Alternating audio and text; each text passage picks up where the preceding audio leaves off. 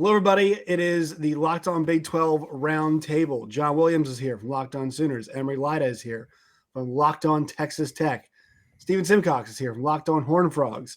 We have a new Big 12 commissioner, and his name is Brett Yormark. And he's coming over to be the new commissioner of the conference. We're going to break it all down. Is this a good move?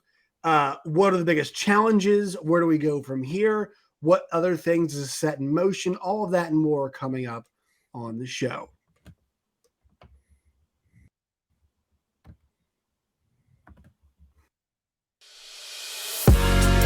You are Locked On Big 12, your daily podcast on the Big 12 Conference, part of the Locked On Podcast Network, your team every day.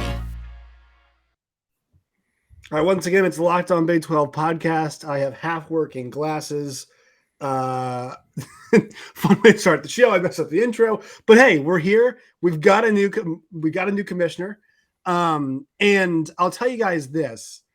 So, Sports Illustrated had an article. Pat Forde wrote it, and it was number one. It starts off with Pat Forde, Mizzou alum. We love it.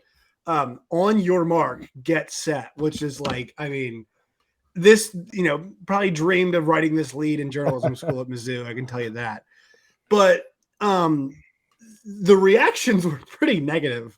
And I want to start with these quotes. All right, I'm not going to do, thoughts on the hire or whatever. Like this is what people were saying in the conference. All right, this is what y'all want to hear. This is the juicy stuff.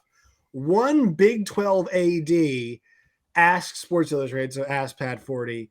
He said, "What's his name? Does he know anything about our business?" Now, it says that he asked. I believe it to be sarcastic. Another one said, "I'm not familiar with that name. I guess we'll put on good concerts. Just because you don't know someone doesn't mean they won't be a good choice. But this isn't a time for a whole lot of on-the-job training."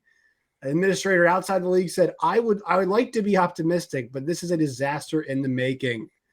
Okay, Steven, I'll go to you first. Did you feel this way when you saw that the hire was made? Because I certainly did not. No, I'm really surprised. I mean, it's certainly outside the box, but like, I think first we have to ask, what does the Big 12 commissioner actually do? Like, I understand there is a benefit to being within the sphere of college athletics. But honestly, if there was a time for an outsider to come on the job, it would be now, because college athletics as we know it is changing on what seems like almost a daily basis. The landscape of it's changing a lot. College football especially is essentially becoming a professional sport. And the most important things here are, can you market your conference in a positive way? And I think, TV deals, negotiating, media rights, those types of situations. And then, like, I think for the Big 12, a really important aspect of this too, especially with Texas and OU leaving, is you need to be leading the charge on playoff expansion and trying to, rally other conferences to get that done. I feel like Brett Yormark can do all those things. Is he going to come in and have hot takes about like rules and regulations in football and basketball? Probably not, but I don't really think that's the most important part of the job at this point. I'm not going to pretend like I knew who he was before I heard the name, but just quickly reading up on him. I mean, he has some experience in pro sports, worked with the Nets, worked in NASCAR. Roc Nation is, it's a music business, but it's also a sports agency. Like, really, this is just about Bob Bowlsby. I think he took some unfair criticism. I feel like the worst thing that happened to him was the two flagship universities leaving. But honestly, like, they did that behind his back. And could he have been more proactive? Sure. But like, that was their decision to go ahead and do it. And they did that all behind the scenes. So you need someone with some energy, with some enthusiasm. And I think the most positive thing that I heard was the presidents of the universities, like, they were blown away by his vision and sort of what he was casting for the future of the Big 12. So if that's what they saw when they talked to him, then I'll trust them on that. And you need somebody who kind of understands how this is going to move and shake and just sees a couple steps ahead, because I think that's the most fair criticism of Big 12 in the last decade or so, is that the conference just didn't see what was going to happen in college athletics, and they were constantly being reactive to, a lot of the dominoes that were falling around the country. Emery, I'm going to go to you on this one. Are you somebody that believes that this might not be positive because what does Brett Yormark know about Lubbock, Texas? What does he know about Red Raider football or basketball or baseball? Or do you think it's like, no, this needs to be a visionary business person because the business just took a big hit and they got to turn that around? Because that's kind of where I am.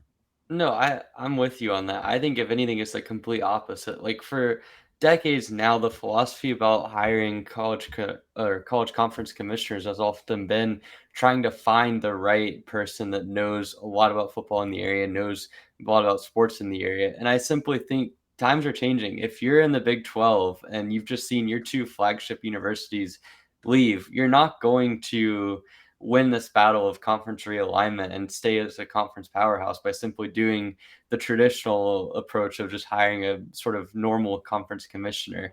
You need someone that has that vision long term and can kind of have a good feel. Like I like what Yormark has done in a variety of different industries. I mean, you look at his tenure, obviously working with Roc Nation. That's something. I mean, we all know how many different ventures they go down, whether it be in the concert industry, whether it be in sports, even kind of making their mark in the Web3 stuff as well. Like you see all of the different marks that Roc Nation have made.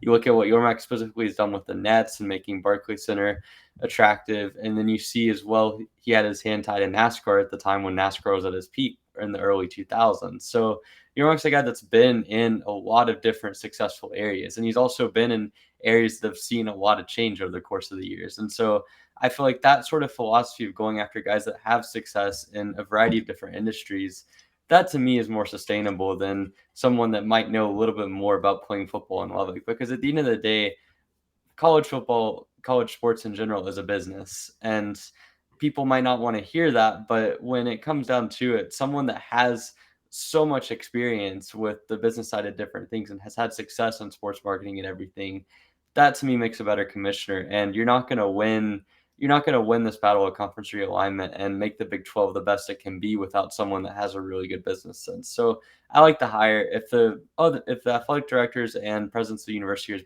are behind him and trust his vision. I think it's a good move to go after him, and I think it was the right move.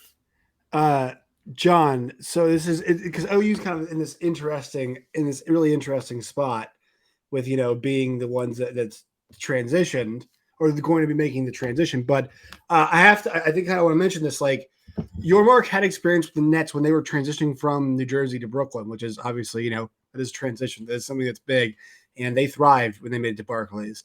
Also, he was apparently a big part of that deal with NASCAR with Nextel, which ended up sponsoring the Cup Series, and that was a huge deal for NASCAR when that went down, when that happened. So your thoughts as somebody whose team is going to be here just for a little bit longer, but just initially when you saw it. Well, initially I had the same reaction as some of the ADs, like who? Because I didn't know who he was. But it's like Steven mentioned, you read up on the guy and the vast experience that he has is going to be translatable. I mean, like Emery said, it's a business. And his job is to get out there, promote the conference, make as much money for the conference as they possibly can, and make sure that the conference is sustainable long term. I think one interesting aspect that might come up, and we haven't heard this yet, but what is his experience with Roc Nation that is a sports agency also? What does that do for them on the NIL front? Does he have a way of maybe providing some insight into how the Big 12 schools can operate better in NIL in order to attract higher profile targets and higher profile recruits? I think that's going to be an interesting aspect of this that nobody's really touched on yet. But I think it's a really good outside the box hire because you've got to do something different. It's a whole new world in college football, and you've got to go somewhere else for your insight. And you got to look at somebody who's had success in business, in sports business. And he's done that. He's proven that. And again, if the presidents are on board, I think they have a bigger vision sometimes than the ADs who are a lot of times just football minded. And if the presidents can see the big picture of this and see how it's going to work out, then it's probably going to work out really, really good for the Big 12. And I mean, what's not to like a guy that's going to be able to go in and negotiate big time deals with the media rights package coming up in the next few years? Like that's going to be a guy that's going to be on the forefront of that and going to help the Big 12 secure the best possible media package available. Right. And like George Kliavkoff, this is not the first time we've seen this. I would say people always kind of mention Kevin Warren. He was CEO of the Vikings. So that's a bit more sports adjacent that I think like Klyavkov and Yormark are. These hires, like and also whenever I hear George Klyavkov talk, I get the pleasure of working the Pac-12 channel a lot for SiriusXM.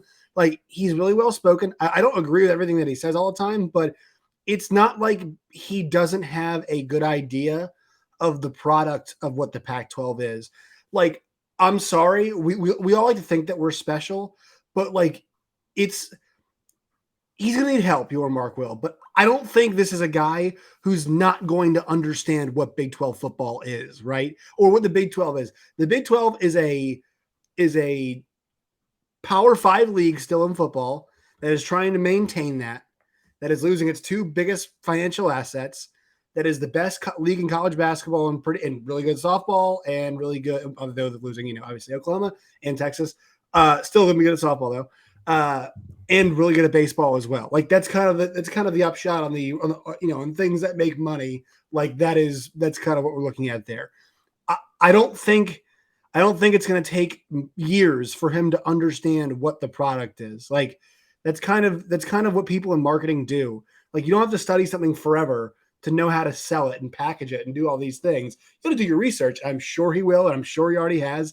I'm sure he's got a pretty good, idea of where things are. But like, the idea he needs to be in the trenches to sell this to a TV network, I don't think that's necessarily true. Does anybody else agree with that or disagree with that? No, not at all. I mean, it's college football, and Yes. it's college football in an area of the country that loves college football. So it's a pretty easy sell. The trick is, how much can you get for it? Like, you're going to be able to get a big chunk of change for the media rights deal, but it's just a matter of how much. And the guy's got the experience negotiating big time, advertising big time contracts across these multiple sports experiences, that he's going to be able to do really, really well for the Big 12. Yeah, I agree with Josh. I also think, having somebody who's spent a vast amount of time in media will be helpful from the standpoint of, okay, what is the next big thing? Should we pivot to, almost exclusively streaming? What does that look like? Which one of these streaming services can support a big time major conference, still put together a quality product? And yeah, as you and John said, like, to a certain extent, sales is sales. Like, you have a product, you're selling that product, you're trying to get people to get the most you can for it. I mean, that's something that's translatable. And he does have sports experience. It's just not really in the college sports world. Go ahead, Emery. Go ahead. Yeah, I was just going to say that, like, you look at what college sports has become, and with all the NIL stuff, I'd argue it's almost more important to have someone that has that business sense as opposed to someone that maybe is a little bit more experienced, specifically in college football, because I mean, college football as a whole is going to change. Like, we've already seen massive changes compared to even just a decade ago in terms of what sort of recruiting entails and sort of how we're seeing NIL factor into it. And so, like, for me, when I look at how Yormark is going to be able to continue to sort of develop as a commissioner, he's going to need help when it comes to understanding what universities have in their own best interest. But when it comes to understanding the product, like, you can understand the Big 12 product pretty well from the outside, I would think. Like, it's not that hard to understand, A, the demographics of each school, B, sort of the strengths that we've seen in sports, whether it be the basketball conference being the best conference in the country for the last 7 or so years.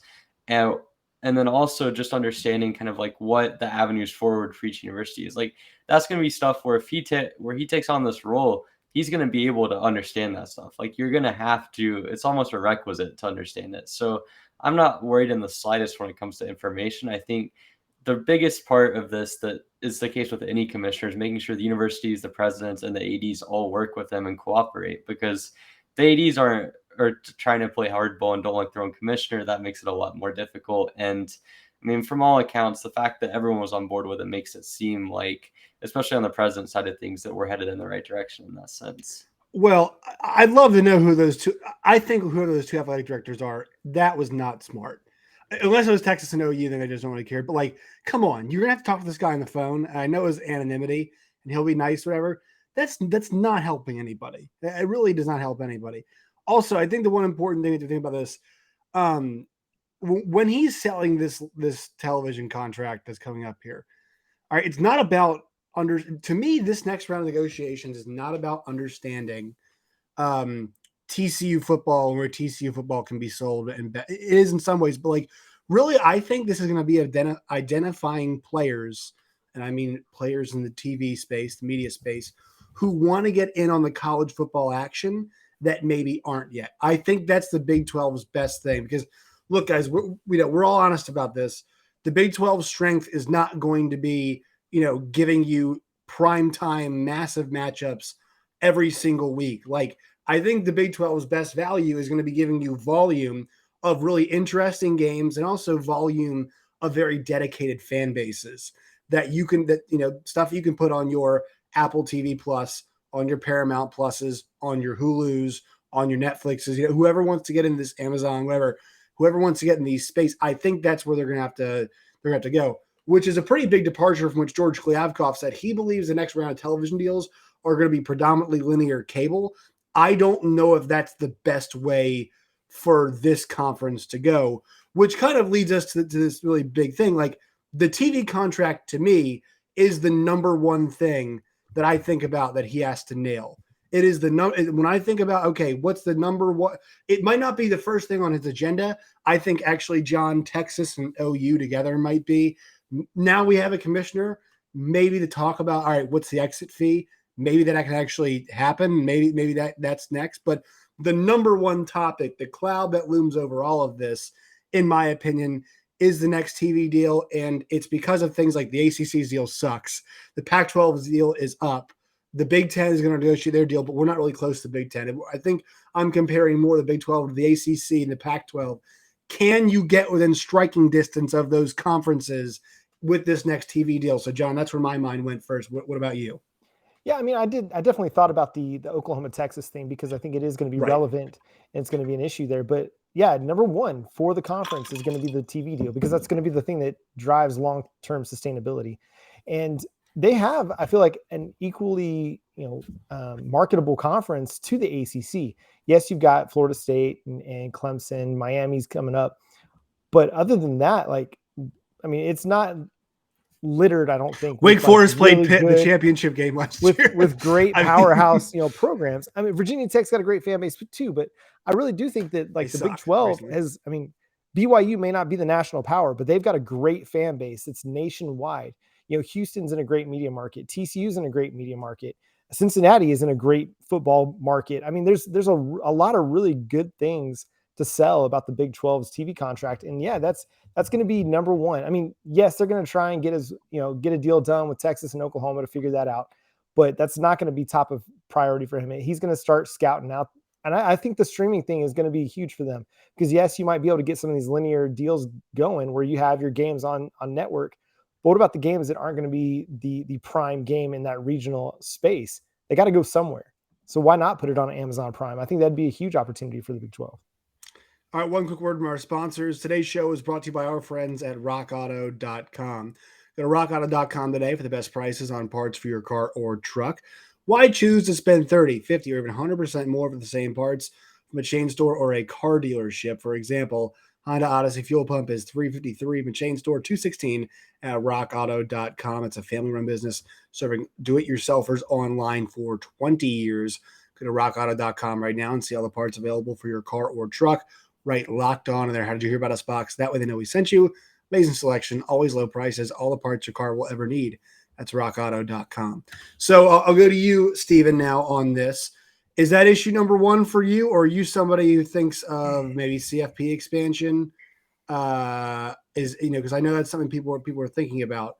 Are you with the TV deal side of things, or was your number one thought something else? Yeah, I mean, I think it's sort of 1A and 1B, but I feel like the TV deal and the CFP expansion sort of go hand in hand. I mean, and the expansion being, okay, can you get to 8 teams? And then if there's going to be automatic qualifiers, is there a way that you stay, in the mix? One fascinating thing to me about the TV deal too is, and I just sort of thought about this as you were saying it, because you mentioned maybe a way to go is to be kind of a little off the beaten path and go with a streaming service. It's interesting, as I think about the Big 12 and, the future of it with the teams that are going to be left, I think there's a lot of really good teams, competitive teams, but the identity has really shifted. And you look at Baylor, they're more defensive minded now. Like Oklahoma State has become more, physical, run the football, defensive minded. We'll see what Texas Tech does. I know Emory will have better insight on that. I know Zach Kitley's a great OC, but like Joe McGuire is a defensive coach. Those are his roots. And it's almost like, man, would sort of the gimmicky like offensive explosion that they used to have, would that have been a better sell, a better product right, for a bunch of teams that aren't a flagship? I'm like, hey, it might not be the best, star power in the world, but you're going to see 50 points. Like, yeah, we're gonna sell you 52-45 is what we're selling you. Yeah, right. You can flip on Tech Cincinnati and it's going to be 52-45. You're going to see a lot of touchdowns, and that's not what this conference is going to be now. So it's sort of like, how do you find that? Yeah, Cincinnati's great. Like, they have like NFL players. Luke Fickell's a really good coach. Team, that was a defensive football team. But yeah, they're a physical defensive football team. Yes. So can anybody outside of the SEC sell that, on a big stage? That'll be part of the issue too. But I think, yes, TV contracts staying on the forefront of the college ball landscape and just making sure that people have eyeballs on your games is going to be the biggest challenge here. Well, that's the trade-off, right? That's the big trade-off, Emory, is if you go to a stream, this is a conversation we've had a bunch, but like, you have to return to it. If you take a big check from a streaming service, for example, an Apple TV Plus, right? Apple TV Plus really, I'm not sure if you guys saw it, they really dropped the bag for MLS.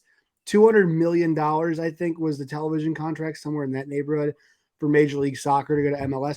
Plus has a good following, but really, it's got a good following. That's the reason why they're dropping the bag for it, right? They know that diehard MLS fans are going to get that Apple TV Plus to watch. And that's the thing, is like, that's where the money is for these TV companies, these media companies, is the subscription part of it. Because Emory, for example, like, you can speak to this. If Tech was playing on Apple TV Plus exclusively, there'd be, people might not love it, but there'd be a whole heck of a lot of people getting the Apple TV Plus subscription. I can't think of anybody who wouldn't go and do it. And think about it this way, like, I know it might be tough for fans to swallow, but you're kind of investing in the Big 12 as well. But I just want your thoughts on that, Emory, like the trade-off of visibility on a linear cable versus maybe the higher dollar figure from maybe CBS wants you on Paramount Plus. That's still a big TV company, but they want to put you on the paid platform instead. Yeah, so I think first off, one of the things I kind of wanted to bring up was, at the end of the day, this discussion on TV deal, I don't think initially is going to come down to pure money, because at the end of the day, we've seen, whether it be an MLS, whether it be an F1, whether it be even like IndyCar and the impending possible deals with the NBA going forward, we see that there's going to be a host of new players coming to the table. And whether it be streaming services or linear cable, the money's going to be there, because linear cable companies don't want to lose their leverage on the sports market. And obviously these streaming services have heavy monetization on kind of at stake if they're able to kind of tap into the sports market more effectively. So the money deals are going to be there. I think what Yormark's job is going to have to be is going to be figuring out sort of how to leverage that to get the best combination of pure money, as well as getting a schedule that's friendly in terms of large amounts of eyeballs on the product. Because if you look back to some former presidents of conferences that have kind of gone towards the streaming route, obviously this was a few years ago, so things weren't quite as developed. But I remember back to the Conference USA signing a deal with Stadium. And if you look at that, it was a complete disaster. And now obviously Apple and Amazon and Netflix coming in with their own product is completely different than Stadium from a funding standpoint and from a product standpoint. But the same problem exists. When you make a subscription-based service and you make it at least a little bit harder for the average viewer of Texas Tech football to come and watch whatever Joe McGuire is putting on the field, then you risk losing eyeballs to the product, which then down the line hurts you in the next deal, because then the streaming services can sort of say, well, this deal didn't work out for us. So you're kind of tying your hand there. And so for me, the trade-off really comes down to, like, if you're going to go down the route of having a streaming deal, I feel like you have to make sure that you kind of load it up with provisions that allow you to still have set amounts of premier games on linear cable television and still have the ability to work with like a CBS. And even if you do have set number of games on Paramount, still being able to draw that, because at the end of the day, like, you're not going to go anywhere without viewership. And Right. as of now, I'm with Kliavkov on the Pac-12 on what he thinks on this. And in that, until we see the streaming services get widespread enough that you're getting anywhere close to the amount of viewers as you would get on normal cable, until you have that amount of subscribers on any of the platforms, then college football, college athletics in general can't survive off of pure streaming platforms. And so I think down the line it's a potential avenue, but right now you have to make sure you get a deal that can combine the cable television and then maybe bring in some streaming, because I do think there's an avenue for it in the future, but it's not going to be sustainable right now. Well, I mean, think about it. Like, the Big 12 actually has the model now, right? I mean, how many times people complained, oh my God, it's predetermined for basketball. Like, we get these top 15 matchups on ESPN Plus pretty much routinely. It's because the conference is so damn good. Like, we pretty routinely see top 15 games. I forget who it was from West Virginia was complaining in Congress, was like, we don't have the best internet here in West Virginia. Sorry. It always ends up being West Virginia fans, doesn't it? And they're like, we can't watch our team play, which sucks. I'm sorry, guys. I'm really sorry for y'all out there. But it's kind of interesting. The Big 12 is in this space already. I will say the Pac-12 is fighting their way out of a bit of a hole, right? The Pac-12 network was such an out-and-out disaster. Now, the streaming stuff, I know some people work for it. It's fine, whatever. But their big problem is their big games are not at normally good times. Like, there are not a whole lot of great Pac-12 football games on at normal times. There's a lot of fun ones that happen late at night, but you'll get the Oregon versus Stanford maybe as a Saturday Night Football sometimes, but they're not hitting home runs in the way they want to. So they're fighting an uphill battle, which I think is something interesting from their standpoint. The Big 12 is not. They're fighting the uphill battle because they don't have the teams necessarily, the brands that they're losing, which brings me to John now.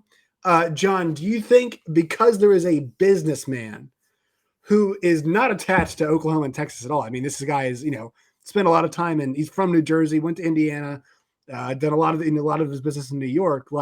He's like, all right, let's cash out Oklahoma and Texas. Let's get the biggest check from these guys. Either we're going to monetize them on the way out by having them, drive up TV revenue for us, or we're going to cash them out and grab as much money as possible from them on the way out. What do you think is going to happen now that we know who the man is? And he's a businessman from the East Coast, baby. Are you saying that a guy from New Jersey is going to sell him an insurance policy? Yes. Sorry, that's a terrible New Jersey accent. That's the worst Italian accent ever. Yes. Yeah, my Italian is not as good as my Australian, mate, but it's okay. That's better. Yeah, it's a little bit better. I've been watching a lot of Bluey. Yeah. No, so terrible. I do think that it's going to speed up negotiations. I think that he's probably going to hold Oklahoma and Texas to the fire. You have no leverage. You can stay till 2025, which he's right. Oklahoma and Texas don't really have any leverage, or you can pay out and pay what we want you to pay and get out early. And I mean, that's really what it's going to come down to for Oklahoma and Texas. Do they want to pay what's being demanded of them? Or do they just want to sit and wait their time? And I think Oklahoma and Texas will end up kind of paying. Now, I don't think the Big 12. I guess let me just say it this way. Sorry, I'm sweating. No, you're good. The Oklahoma and Texas, they don't really have any reason to stay in the Big 12 except for money. If they can come up with the money, Oklahoma just got the deal with ESPN for Soonervision. They're getting money from all kinds of donors right now for stadium upgrades, a new stadium. I feel like they can find the money. There's been a lot of talk about whether or not Oklahoma has the money. I think they can find the money to pay the buyout, whatever it ends up being. It's Oklahoma. There's enough oil in this state that somebody would be willing to give them that money to go to the SEC early. That said, will Oklahoma want to ask of it? That remains to be seen. The rumor is Texas already has the money stowed away, unless they spend it all on all their new recruits and Arch Manning. I don't know. We'll see. Arch Manning for SEO purposes, getting him in there. All right. One more word from our sponsors. We'll wrap things up. A little bit of Arch Manning talk. Today's show is brought to you by BetOnline and BetOnline.net. It's your number one source for all your betting needs and sports info. Find all the latest sports developments, league reviews, and news, including this year's NHL playoffs starting over and Major League Baseball. BetOnline is your continued source for all your sports wagering information, including live betting, esports, and scores. BetOnline is the fastest way and easiest way to check all your favorite sports, including MMA, boxing, golf, F1, no live golf, boo live golf. You guys can go do that at BetOnline and BetOnline.net. BetOnline, it's where the game starts. All right, Steven, let's wait. Quinn Ewers is your guy. Arch Manning is not your guy, is he? I defended Quinn Ewers on this show before, yes, because he went and got more money after spending a hot second at Ohio State. All right, we'll get a quick yes or no answer from everybody here. Do we see Arch Manning in the Big 12? Steven? No. Emery? No. John? No. If he were going to have to play in the Big 12, he'd probably be at Alabama or Georgia. You don't think he'd want to play in the Big 12 for a year? I think he'd want to. It was surprising to me that he committed to Texas to begin with all the SEC ties. I'm actually not shocked. I'm not shocked he went to Texas at all. I'm not surprised. I think that's an offensive coordinator thing. I also think this wave of recruits we're seeing right now is pretty. That was going to happen. I think we knew that there was going to be a pretty big wave once he decided to make the call on this. All right, folks. There you go. There's your SEO. There's your we call it SEO in the business. Everybody out there. There's your Arch Manning talk that we slid in here. Time for plugs. Everybody can tell us what you got going on, where they can find you, everything. Steven Simcox, you're up first. Yeah, show is Locked on Horned Frogs. We're on YouTube. We're everywhere you podcast. At Simcox Steven is my personal Twitter handle. At Locked on TCU is the show's Twitter handle. Plenty of off-season recruiting news right now. TCU actually had Trevor Gooseby, an offensive lineman. He flipped to Texas after the Arch Manning commitment this past week. So we'll kind of revisit where they go from here on the offensive line front. Emery. You can follow my personal Twitter account at Eraser41 to see whatever I'm tweeting there. Obviously, Locked on Texas Tech, the official Locked on Texas Tech Twitter account at Locked on TTU. Been trying to kind of develop some polls there. We're doing a football preview series where I take a look at each of the individual opponents. Obviously, I've already started with Murray State and with Houston. Going to do NC State next week. Hopefully, have some visitors on coming soon. And beyond that, just be ready for some position previews I've got coming on the pod on YouTube, wherever your podcast as well. It's a good time to be tuned in to Locked on Texas Tech. John. Yeah, you can follow the show on Twitter at Locked on Sooners, on Facebook, Locked on Sooners Podcast. And you can follow me on Twitter at John9Williams. And the show is on YouTube as well, Locked on Sooners. Make sure you go back and listen to our interviews with 2023 commits Jackson Arnold, Joshua Bates, and Caleb Hicks, as well as transfer from Michigan pitcher Alex Storako for the softball team. That one was a big-time show, good time listening to her tell her story about when Patty Gasso called. Just great times over there. And we're going to have Parker Thune on this week to give us an Oklahoma recruiting update. So check that out at Locked on Sooners. All right, I got to shout out our guy, Drake Cetol. He's using this show. So everybody at Locked on Baylor, I hope you guys are enjoying this show. Make sure you guys check out Locked on Baylor if you're interested in that type of thing. You guys can find me on Twitter at Josh Neighbors _. Yeah, that's what it is. You guys can find the show at LO Big 12. You guys can subscribe on YouTube, and you guys can find us on Get Your Podcast. Subscribe, friends. We're trying to get this thing to 1,000. We hit 900 today, trying to get to 1,000 before the season starts. I know we don't always have everything about your team all the time, but it is worth it if you're a Big 12 fan to also subscribe to Locked on Big 12 in addition to whatever your favorite team is in the conference in their podcast. Do it. All right, guys. Fun stuff. See y'all tomorrow or next week. Sometime. I'll see you then. Sometime. See you another time. See you guys later.